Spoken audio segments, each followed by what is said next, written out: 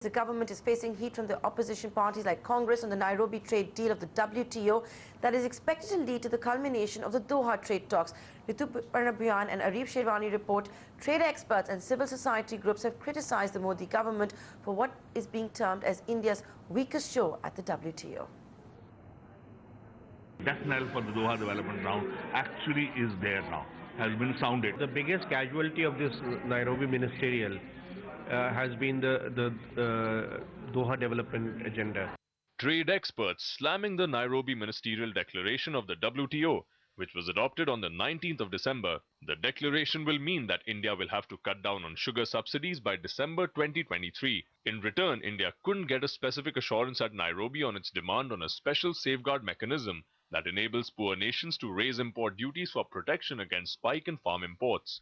India and the G33 group of developing countries, they put it back on the table saying we need this now.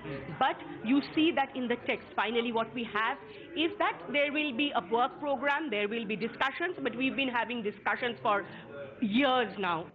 Trade experts maintain that India could not get a reaffirmation on continuing the Doha trade talks, and without a Doha trade deal, programs like Make in India could be impacted.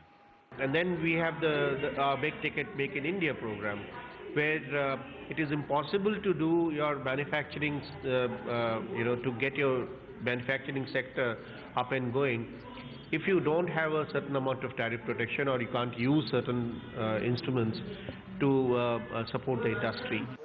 Experts also maintain that India will find it difficult to raise issues related to visa curbs without the Doha global trade deal.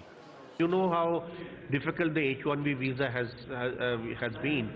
And all the time we face the threat from, the congressman raising one or the other issue against our companies. Now, it was possible to address some of these issues in the WTO negotiations. It will be very difficult for us to do it bilaterally.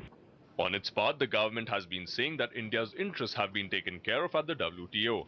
And Commerce Minister Nirmala Sitharaman will make a statement in the parliament.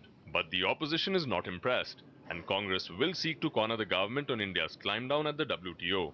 In New Delhi with Rituparna Bhuyan Areeb Sherwani.